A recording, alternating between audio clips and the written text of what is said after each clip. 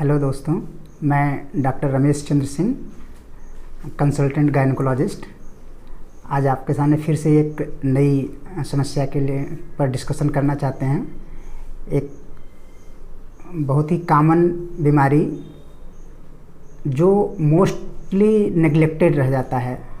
बीमारी रहती है लेकिन हम सब उसको अवॉइड करते रहते हैं, उसके बारे में ध्यान नहीं देते। ऐसे ही एक बीमारी के बारे में डिस्कस करेंगे जिसे कहते हैं एनीमिया, और विशेषकर हम डिस्कस करेंगे आज एनीमिया इन प्रेगनेंसी में। प्रेग्नेंट महिलाओं में, गर्भवती महिलाओं में खून की कमी के बारे में हम आज अच्छे से डिस्कस करते हैं। इसमें हम लोग देखेंगे कि खून की कमी कहते किसे हैं, इसके क्या क्या लक्षण हैं, इसके क्या चिन्ह हैं, कैसे हम समझ पाएंगे कि एनीमिया है कि नहीं है, इसको कैसे हम डायग्नोसिस बनाएंगे, क्या जांचें करवाएंगे, किन कारणों से खून की कमी होती है, इसको हम कैसे मैनेज करेंगे, क्या करें कि इस खून की कमी ना हो, और हो जाए तो उसको हम कैसे ट्रीट करें, कैसे मैनेज करें, इन सब के बारे में हम आज डिस्कस करेंगे। तो पहले हम आते हैं कि एनीमिया इन प्रेगनेंसी कहते किसे हैं। किसी भी गर्भवती महिला में अगर 11 ग्राम पर डेसीलीटर से कम ब्लड है तो हम उसे एनीमिक कहेंगे। लेकिन इसका कतई मतलब नहीं कि 11 ग्राम से थोड़ा सा कम हो गया तो हम बहुत ज़्यादा वादर करें उसके बारे में। तो इसलिए हम उसके क्लासिफिकेशन करते हैं एनीमिया का कि किस कैटेगरी में एनीमिया है, किस लेवल का एनीमिया है। इसके लिए हम लोग उसको एक 4 कैटेगरी बनाई गई है। एक mild anaemia, moderate anaemia, severe anaemia और एक डिकम्पनसेटेड एनीमिया। माइल्ड एनीमिया का मतलब होता है कि 11 ग्राम से कम ब्लड है लेकिन 9 ग्राम तक है। मॉडरेट का मतलब 9 ग्राम से कम है, 7 ग्राम तक है। 7 ग्राम से कम हो गया तो उसको हम सीवियर एनीमिया कहेंगे, और कभी कभी 4 ग्राम से भी कम हो जाता है तो उसको हम डिकम्पनसेटेड एनीमिया कहते हैं। तो ये हो गई आपकी कैटेगरी किस लेवल की एनीमिया है। अब इसको हम देखते हैं कि इसमें क्या लक्षण मिलते हैं। एनीमिया है तो कैसे पता चलेगा, क्या क्या लक्षण मिलते हैं जिस पर हमको ध्यान देना चाहिए। तो हम लक्षणों के बारे में चलेंगे, उसके बाद हम साइन की बात करेंगे, क्या उसके चिन्ह मिलते हैं। तो सिम्टम में जैसे माइल्ड एनीमिया है तो अक्सर इसमें कोई लक्षण मिलते ही नहीं हैं। आदमी सामान्य रूप से काम करता रहता है, सब काम करेगा, अब कोई ज़्यादा लक्षण इसमें नहीं मिलते हैं। माइल्ड एनीमिया यानी कि 9 ग्राम तक। उसके बाद आता है कि मॉडरेट एनीमिया। तो मॉडरेट एनीमिया जिसके 9 ग्राम से कम हो जाए और 7 ग्राम तक रहे, तो इसमें ढेर सारे लक्षण मिलते हैं। इन लक्षणों में जैसे है आपका वीकनेस है यानी कमजोरी, फैटिगनेस हो जाएगी यानी थकान आएगी, लेसिट्यूड होगा जैसे कि आदमी का ताकत की कमी है, हमारे शरीर में ताकत नहीं है, कोई काम करेगा एनर्जी नहीं महसूस होगी उसके शरीर में काम करने के। लॉस ऑफ एपेटाइट भी होता है यानी कि भूख नहीं लगता है। इंडाइजेशन भी हो जाता है, खाना खाए तो पच नहीं रहा है। गिडीनेस हो सकता है, चक्कर आने की समस्या हो सकती है। ब्रेथलेसनेस होने लगता है, सांस फूलने लगेगा। तो ये सब लक्षण हैं आपके मॉडरेट एनीमिया के। उसके बाद आता है सीवियर एनीमिया यानी 7 ग्राम से कम। उसमें ये लक्षण बढ़ जाते हैं, जैसे पाल्पिटेशन होने लगेगा, धड़कन, दिल की धड़कनें बढ़ जाएंगी, लगेगा कि दिल धड़क रहा है बहुत जल्दी जल्दी। टैकीकार्डिया हो जाएगा, हार्ट रेट आप देखेंगे ज़्यादा हो जाएगा, पल्स रेट देखेंगे तो ज़्यादा हो जाएगा। ब्रेथलेसनेस और बढ़ जाएगा, सांस फूलने की समस्या और बढ़ जाएगी, और एक जनरलाइज एडिमा आ जाता है, पूरे शरीर में सूजन आने लगती है। ये सब हो गए सीवियर एनीमिया के। और वेरी सीवियर एनीमिया अगर हो जाए, 4 ग्राम से कम हो जाए, तो उसमें और ये लक्षण बढ़ जाते हैं।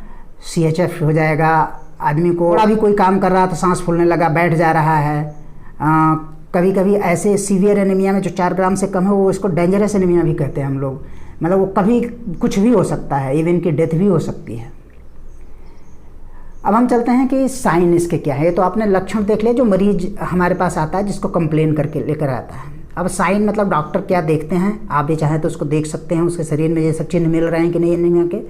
तो चिन्ह में ज़्यादा होता है, जैसे एक पैलर होता है, पैलर हम लोग कहते हैं, अब पीलापन आ जाता है, पीलापन कह लीजिए, या हल्कापन सफ़ेदी जैसे लिए हुए पूरा हो जाता है, जीभ सफ़ेद हो जाती है, आँख में देखेंगे सफ़ेदी दिखेगी, शरीर भी जो है तो पीला दिखने लगेगा, सफ़ेद दिखने लगेगा, तो इसे पैलर बोलते हैं।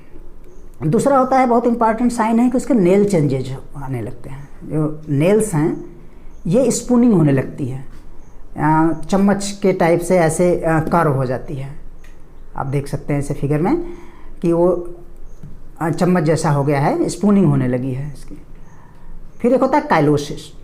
काइलोसिस का मतलब होता है inflammation and crack at mouth, angle of mouth. ये जो मुंह का कोना है यहाँ पर फट जाएगा, सूजन आ जाएगी, लाली आ जाएगी वहाँ पर, इस तरह से चीज़ें होने लगती हैं। फिर है कि आप जीभ पर देखेंगे तो ग्लोसाइटिस एक होता है। ग्लोसाइटिस मतलब जीभ का सूजन आने लगेगा। आप फिगर में देखें, जीभ का सूजन है। फिर शरीर में सूजन आ जाएगा, पीटिंग टाइप इडिमा होता है, पैरों और हाथों में आप देखेंगे इस पूरा सूजन है, और इसको दबाएंगे उंगलियों से तो इसमें जो है ये गड्ढे बन जाएंगे, इसको कहते हैं इडिमा।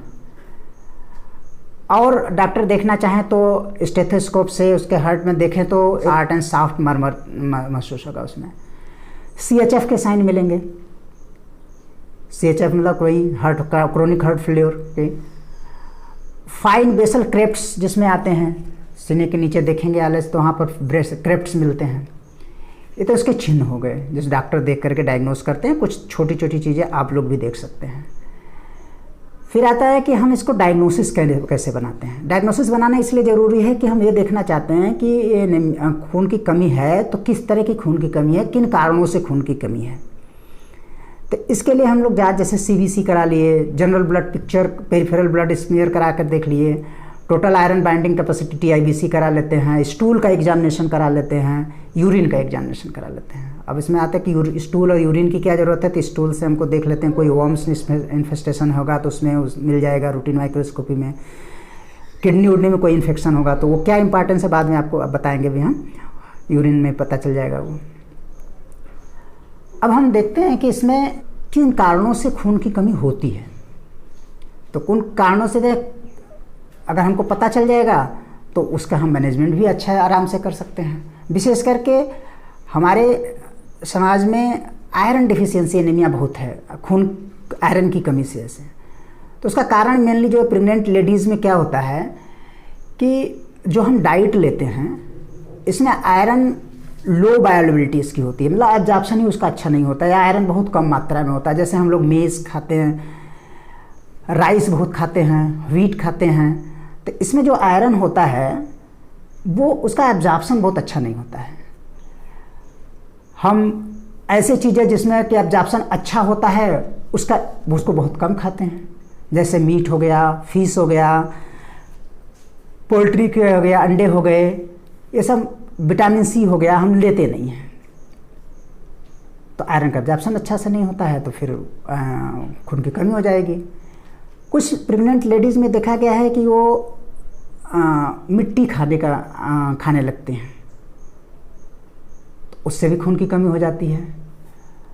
कभी कभी पेट में जैसे हुकवार्म इन्फेस्टेशन हो गया, अमीबियासिस हो गई, लैट्रिन पतली हो रही बहुत ज़्यादा क्रोनिक टाइप से, तो एब्जॉर्प्शन कम हो जाएगा तो खून की कमी हो जाएगी। और डेवलपिंग कंट्रीज़ में, हमारे इंडिया जैसे कंट्रीज़ में आयरन स्टोरेज महिलाओं में बहुत कम होता है। उसका कारण सिंपल है, मल्टीपल प्रेगनेंसी बहुत शार्ट इंटरवल पर हो जाती है। अभी बच्चा हुआ, टाइम नहीं दिया अपने शरीर को रीगेन करने के लिए, फिर से बच्चा पड़ गया, तो आयरन स्टोरेज कम हो जाएगा, खून की कमी हो जाएगी। कभी कभी लेडीज़ में बच्चा पड़ने से पहले मेनोरेजिया की बहुत प्रॉब्लम होती है, खून महीना बहुत ज़्यादा आता रहता है, तो उनके भी खून की कमी पहले ऑलरेडी है, प्रेग्नेंट हो गई तो खून की कमी रहेगा ही रहेगा। मलेरिया किसी को हो गया तब भी खून की कमी है, मलेरिया बार बार हो रहा है, बुखार आ रहा है, ऐसे लेडीज़ में भी खून की कमी हो जाती है। विटामिन A हम लेते नहीं हैं उतना, विटामिन C उतना नहीं लेते हैं, तो इससे भी आयरन वायरन का एब्जॉर्प्शन कम हो जाएगा और खून नहीं बनता है फिर, तो उससे खून की कमी हो जाती है। तो ये सब एक आपको बता दिए कि ये सब कारणों से, सिंपल तरीके से इन सब कारणों से आपको खून की कमी शरीर में हो जाती है। अब हम आते हैं कि मैनेजमेंट कैसे किया जाए इसका। तो मैनेजमेंट के लिए आप देखें, पहले मैनेजमेंट अगर आप नहीं करेंगे, खून की कमी को दूर नहीं करेंगे, तो पहले ये समझिए तब तो क्या शरीर पर असर पड़ेगा, तब फिर हम देखते हैं कि इलाज कैसे करना है। अगर हम इलाज एनीमिया का नहीं किए तो प्रेगनेंसी में माँ पर क्या असर पड़ेगा, बच्चे पर क्या असर पड़ेगा, उसको देखते हैं। तो माँ पर क्या असर पड़ेगा, तो ड्यूरिंग प्रेगनेंसी जब वो गर्भवती है उस दौरान उसको कई बीमारियां हो सकती हैं, जैसे प्री एक्लेम्सिया। प्री एक्लेम्सिया एक बीमारी है जिसमें पैर हाथ में सूजन आ जाते हैं, बीपी बढ़ जाता है, तो यूरिन में प्रोटीन आने लगता है, बाद में झटके आ जाते हैं तो एक्लेम्सिया में कन्वर्ट हो सकता है, जान जाने का भी खतरा रहता है। तो प्री एक्लेम्सिया के चांस बहुत हो जाते हैं इसमें। बार बार इन्फेक्शन हो सकता है शरीर में खून की कमी के कारण। 30 से 32 हफ्ते के आसपास जाते जाते हार्ट फेल्योर भी हो सकता है, सीवियर एनीमिया है तो। और ये 28% के आसपास एक स्टडी मिला आया है उसमें कि 28% के आसपास ऐसी महिलाएं जिनमें सीवियर एनीमिया है, खून की कमी है, उनका समय से पहले बच्चा हो जाता है, प्री टर्म लेबर जिसे बोलते हैं। ऐसे बच्चे भी कमज़ोर रहेंगे। तो ये हो गया आपका कि प्रेगनेंसी के समय एनीमिया का क्या फ़र्क से क्या असर पड़ता है। अब लेबर के समय क्या हो सकता है, किसी का एनीमिक पेशेंट है और उसको बच्चा होने का आ गया समय, बच्चा होने लगा, बच्चा हो गया, तो उस समय क्या क्या असर हो सकता है। एनीमिया की वजह से पीपीएच हो सकता है, और थोड़ा भी पीपीएच अगर हो गया, थोड़ा भी ब्लड लॉस ज़्यादा हो गया, खून का कमी हो, ज़्यादा खून चला गया बच्चा होते वक्त, तो वो शॉक में चली जाएगी। और शॉक में समझने का मतलब जान भी जा सकती है। बच्चा होने के बाद समझिए क्या असर होता है। बच्चा होने के बाद बहुत ज़्यादा चांस है कि ऐसे महिलाओं में इन्फेक्शन हो जाए, पर्पुरल सेप्सिस, बुखार आने लगे। आप लोग गांव में कभी कभी प्रसूति भी कहते हैं कि प्रसूति का बुखार आने लगा, हो सकता है। बच्चेदानी अच्छे से सिकुड़ेगी नहीं तो भी दिक्कत है, पेट में दर्द वर्द होगा, पेट में ऊपर भारीपन रहेगा। अक्सर ऐसी महिलाओं में लैक्टेशनल फेल्योर भी हो जाता है, बहुत सीवियर एनीमिया की वजह से ब्लीडिंग हो गया, इसकी वजह से दूध ही नहीं बनेगा, तो कहते हैं कि दूध नहीं बना इस बार बच्चे के लिए। तो ये सब हो गया कि आपको माँ को क्या क्या दिक्कत हुआ। अब आते हैं कि खून की कमी अगर माँ को है तो बच्चे पर क्या असर पड़ेगा। तो जब प्रेगनेंसी के दौरान हो सकता है बच्चा कमज़ोर हो, IUGR बोलते हैं, इंट्रा-यूट्राइन ग्रोथ रिटार्डेशन, बच्चा कम वजन का पेट पैदा होगा। कभी कभी बहुत ज़्यादा एनीमिया में जब बच्चे की डेथ भी हो जाती है तो इसको हम कहते हैं इंट्रा-यूट्राइन डेथ, IUD। बच्चा पैदा होने के बाद भी ऐसे बच्चों की मार्टलिटी ज़्यादा होती है, बीमार पड़ेंगे, उनकी मृत्यु भी हो सकती है। और क्या कह सकते हैं कि ये बच्चे में आयरन की कमी रहेगी। आप मदर में आयरन की कमी है तो बच्चे में भी आयरन की कमी रहेगी, तो इसकी वजह से उसका बच्चा पैदा होने के बाद भी उसकी ग्रोथ जो है उतनी अच्छी नहीं हो पाती है। तो ये सब हो गया कि अगर हम इलाज ना करें एनीमिया का तो क्या क्या फ़र्क पड़ता है, शरीर माँ को क्या असर आएगा मेरे शरीर पर, और बच्चे को क्या असर आएगा। अब हम आते हैं कि मैनेजमेंट पर, इस एनीमिया को हम कैसे मैनेज करें। तो मैनेजमेंट में हम 2 पार्ट इसमें करते हैं। एक तो हम प्रिवेंशन कैसे करें कि ऐसा क्या करें कि खून की कमी हो ही ना, और हो जाए तो फिर कैसे ट्रीटमेंट करें या कैसे मैनेज करें। तो प्रिवेंशन जानने से पहले अब हम ये जान लें कि एनीमिया कितने प्रकार का है और किन कारणों से हुआ है, तभी हम उसके हिसाब से मैनेज करेंगे। तो आप समझिए एनीमिया जो होता है वो कई प्रकार का होता है। एक तो न्यूट्रिशनल एनीमिया, जिसमें खाने पीने की चीज़ों की वजह से हुआ है। एक anaemia due to acute blood loss, अचानक से ब्लड चला गया, बहुत ज़्यादा ब्लड निकल गया शरीर में से, तो भी खून की कमी हो गया, तो इसमें हमको तो ब्लड ट्रांसफ्यूजन करना पड़ जाता है। अचानक ही खून की कमी हो गई, PPH हो गया, APH हो गया, ब्लीडिंग हो गई बहुत ज़्यादा। और एक एनीमिया जैसे हेमोलिटिक एनीमिया होता है, शरीर में खून बन रहा है वो टूट फूट जा रहा है, या फिर जो है कि पूरा एरिथ्रोपोइसिस हो रही है, मतलब उसके शरीर में खून ही नहीं बन रहा है, जैसे ये प्लास्टिक एनीमिया होता है।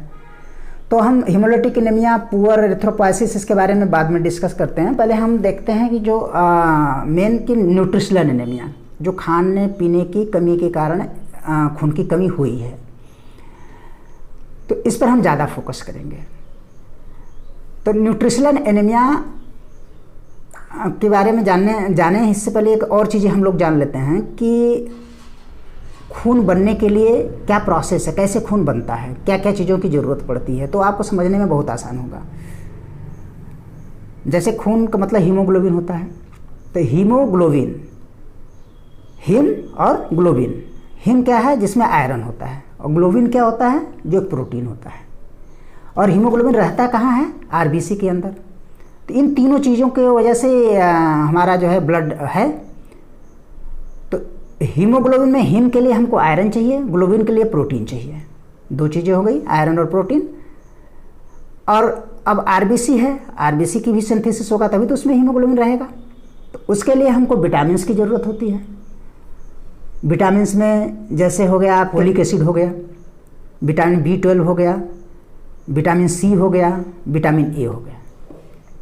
इन विटामिनों की हमको बहुत ज़रूरत होती है। अब विटामिन के बाद हम आए ट्रेस एलिमेंट। कुछ बहुत एलिमेंट्स ऐसे होते हैं जिसको बहुत कम मात्रा में ज़रूरत होती है, लेकिन ज़रूरत होती है। उसमें जिंक हो गया, कोबाल्ट हो गया, कॉपर हो गया, इन सब की ज़रूरत होती है। और कुछ हार्मोन्स की भी ज़रूरत होती है। हार्मोन्स में जैसे हो गया थायरॉक्सिन हो गया, और एक बहुत ही इम्पॉर्टेंट हार्मोन ज़रूरत है जो किडनी से बनता है, इरिथ्रोपोइटिन। इसलिए किडनी की बीमारियों में भी एनीमिया होता है। तो हमने आपको बताया कि एक हमको आयरन की ज़रूरत है खून बनने के लिए, प्रोटीन की ज़रूरत है, विटामिन की ज़रूरत है और हार्मोन्स की ज़रूरत है। अब इन्हीं चीज़ों को हमको मैनेज करना है। इसमें सबसे इम्पॉर्टेंट जो होता है, जो हमारे समाज में अब एनीमिया का कारण है, वो है आयरन डिफिशियंसी एनीमिया। यानी खून की जो कमी है वो आयरन की कमी की वजह से है। तो इसको सही करने के लिए हम देखेंगे कैसे हम इसको मैनेज कर सकते हैं, एक अपने लेवल पर और एक हम इलाज के दौरान। तो अपने लेवल पर हम प्रिवेंट अगर करना चाहें एनीमिया को, तो हम उसको ऐसा करें कि हम कुछ डाइटरी मॉडिफिकेशन कर लें। जो हम खा पी रहे हैं उसमें हम जो है कि सही सही चीज़ें खाएं जिसमें हमको आयरन अच्छे से मिले। तो जैसे इसको हम कहते हैं आयरन रिच फूड खाएं। आयरन रिच फूड के लिए क्या क्या खा सकते हैं, सब लोग जानते हैं, खाते नहीं हैं, लेकिन नहीं जानते तो उसमें उसको ध्यान से सुने, उसको जाने। जैसे कि गुड़ है, जागरी, गुड़ में बहुत आयरन होता है। ग्रीन लीफी वेजिटेबल है, ग्रीन लीफी वेजिटेबल में ध्यान रखें, ग्रीन वेजिटेबल नहीं करें, ग्रीन लीफी वेजिटेबल, जिसमें पत्ते जिनके हरे हों वैसे पत्तियां खाना है हमको। पालक हो गया, सरसों का साग हो गया, हरे सलजम की पत्तियां हो गई। एक बहुत ही अच्छा है सहजन की पत्तियां हो गई, सहजन हो गया। सहजन एक ऐसा है जो हर मौसम में उनकी पत्तियां आपको मिल सकती हैं, या सहजन मिल सकता है। अफ्रीकन कंट्रीज़ में इसका बहुत यूज होता है, हमारे इंडिया में इतना चलन नहीं है। लेकिन सहजन इतना अच्छा है, इसमें प्रोटीन भी मिलता है, कार्बोहाइड्रेट भी मिलता है, इसमें सारे विटामिन्स, मैक्सिमम विटामिन्स मिल जाते हैं। कुछ विटामिन्स, विटामिन B12 जैसे नहीं मिलता, किसी वेजिटेबल में नहीं मिलता। और ट्रेस एलिमेंट्स एक तरह से आप देखेंगे तो जैसे सैकड़ों की संख्या में जो है कि सारे मिनरल्स, विटामिन्स, बहुत ही अच्छा एक प्रोडक्ट है सहजन। इसकी पत्तियों को आप सब्ज़ी बना करके, सूखी सब्ज़ी, इसको कढ़ी पत्ते के रूप जैसे यूज करते हैं वैसे ही इसको डाल करके यूज़ कर सकते हैं। जितना हो सके सहजन का भी यूज करें, बहुत ही अच्छा है। ये गरीब महिलाओं के लिए सबसे अच्छा है। जिनको पैसे की प्रॉब्लम नहीं है वो अंजीर खा सकते हैं, अनार खा सकते हैं। बाकी ये ग्रीन लीफी वेजिटेबल भी बहुत अच्छा है उनके लिए। सब जिनके पास अंजीर अनार नहीं खरीद सकते हैं वो ये सब चीज़ें सही है। पालक खाएं, चुकंदर खाएं, सरसों का साग खाएं, सहजन की पत्तियाँ, ये सब बहुत अच्छा है। बथुआ है, ये सब खा सकते हैं। ये हो गया आयरन रिच फूड। और कुछ चीज़ें ऐसी हैं जिसको आप अवॉइड करिए, जैसे एक्सेसिव टी एंड कॉफ़ी, बहुत ज़्यादा चाय और कॉफ़ी ना पिएं, इससे आयरन एब्जॉर्प्शन कम हो जाता है। खाना को आयरन के पार्ट में अगर बनाएं तो बहुत ही अच्छा है। जैसे लोहे की कढ़ाई होती है उसमें सब्जियां बनाएं, बहुत अच्छा आयरन मिलता है उससे। और कुछ खाने को बहुत ज़्यादा पकाएं ना, जितना ज़रूरत है उतना पकाएं। ये नहीं कि एक एक घंटे तक ऐसे हम पका ही रहे हैं, चल रहा है, भूल गए हैं। उससे क्या होता है कि सारे विटामिन्स खराब हो जाते हैं। तो ओवर कुकिंग ना करें कभी। ये हो गया आपको जो है कि डाइटरी मॉडिफिकेशन। अब हम कुछ सप्लीमेंटेशन दे सकते हैं जिससे कि खून की कमी ना हो। जैसे आयरन फोलिक एसिड की गोलियां आती हैं, हर गवर्नमेंट हॉस्पिटल में मिलता है। किसी डॉक्टर के पास जाएंगे वो भी प्रिस्क्राइब करते हैं कि ये आयरन फोलिक एसिड की गोलियां खाएं। और एक हुकवार्म हमने बताया आपको, हुकवार्म अगर पेट में है, ये कीड़े हैं, तो ये खून को बहुत चूसते रहते हैं, आयरन को एब्जॉर्प्शन भी पुअर कर देते हैं। तो इसके लिए हम क्या करते हैं कि फर्स्ट ट्राइमेस्टर शुरू के 3 महीने के बाद एक एल्बेंडाजॉल कीड़े की गोली होती है, एक गोली खा ले, हुकवार्म खत्म हो जाएंगे। एल्बेंडाजॉल नहीं खा सकते हैं तो मेबेंडाजॉल भी आता है, उसको 100 मिलीग्राम की गोली होती है, सुबह शाम 3 दिन केवल खिलाना होता है। फर्स्ट ट्राइमेस्टर को छोड़कर कभी खिला सकते हैं एक बार। तो ये हो गया प्रिवेंशन आयरन डिफिशिएंसी एनीमिया की। इससे हम खून की कमी प्रिवेंट कर सकते हैं, खून कमी होने ही नहीं देंगे। अब हम आते हैं, बात होते हैं कि अगर खून की कमी हो ही गई तो हम उसको कैसे जो है कि मैनेज करेंगे। तो उसके लिए हम देखते हैं कि हम आयरन देते हैं। आयरन, ओरल आयरन सबसे अच्छा, मुंह से आप गोलियां दीजिए वो आयरन की, और उससे आराम आपका खून बढ़ेगा। और एक एवरेज है कि 0.3 से 1 ग्राम पर वीक, यानी कि एक हफ्ते में अगर आयरन की आप गोलियां खाना शुरू किए तो एक हफ्ते में 0.3 से लेकर के 1 ग्राम खून बढ़ता है। एक एवरेज मानिए तो 0.7 ग्राम पर डेसीलीटर, 0.7 ग्राम % जो है कि आपका ब्लड हर हफ्ते बढ़ेगा। लेकिन कभी कभी क्या ओरल आयरन के साइड इफ़ेक्ट कुछ होते हैं। किसी को कॉन्स्टिपेशन हो जाता है, इंटॉलरेंस हो जाता है, किसी को लूज मोशन होने लगता है, किसी को स्वाद पसंद नहीं आता, कोई कभी कभी ऐसा होता है कि कोई खाना ही नहीं चाहता है और लेडीज़ खाने ही नहीं चाहती हैं। तो ऐसे में हम ओरल आयरन की जगह पर तो फिर जो है पैरेंट्रल आयरन की तरफ जाते हैं। पैरेंट्रल आयरन थेरेपी जब करते हैं तो उसमें रेट ऑफ इम्प्रूवमेंट उतना ही करीब है जितना ओरल आयरन का है, 1 ग्राम पर वीक के हिसाब से। तो 1 ग्राम 0.7 ग्राम में बहुत डिफरेंस नहीं है। लेकिन नहीं अगर खा पी रहे हैं मुँह से तो हम उनको पैरेंट्रल आयरन, मतलब कि हम उनको इंजेक्शन लगाते हैं। इंजेक्शन 2 तरह से लगता है, एक आयरन डेक्स्ट्रान का इंजेक्शन लगता है, वो IM हम लोग लगाते हैं, 100 मिलीग्राम का इंजेक्शन डेली लगाते हैं। और एक IV का इंजेक्शन आता है, उसमें आयरन सुक्रोज होता है, 200 मिलीग्राम पर अल्टरनेट डे उसको लगाते हैं। 200 मिलीग्राम 100 ml नॉर्मल सलाइन में डालते हैं और उसको चढ़ा देते हैं 15 से 20 मिनट में। और इसका साइड इफ़ेक्ट भी बहुत कम है। और अल्टरनेट लगाते रहें तो उससे आयरन हमारा ब्लड बढ़ जाएगा।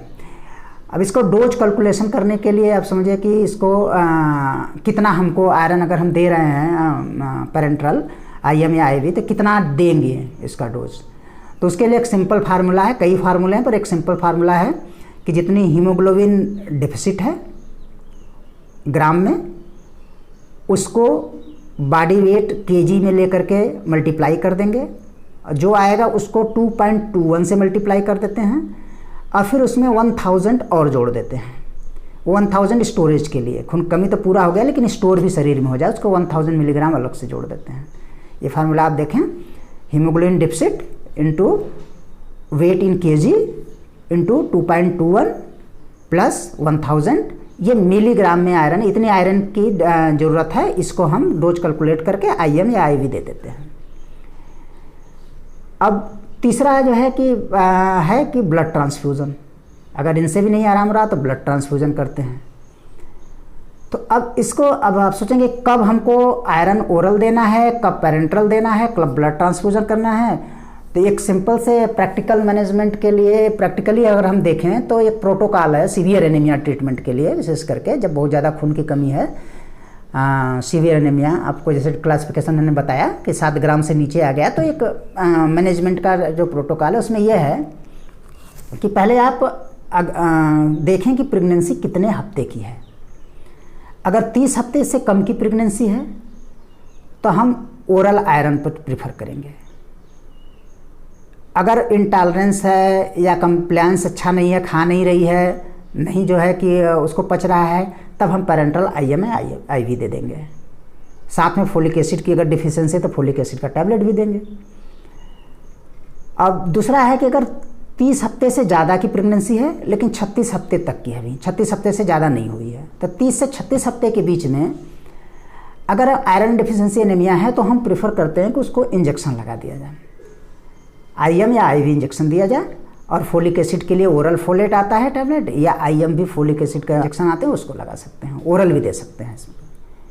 लेकिन अगर 36 हफ्ते की ज़्यादा प्रेगनेंसी है और सीवियर एनीमिया में पेशेंट आई है तो हम प्रीफर करेंगे कि उसको ब्लड ट्रांसफ्यूजन, हम क्या ये प्रोटोकॉल है कि उसको ब्लड ट्रांसफ्यूजन किया जाए।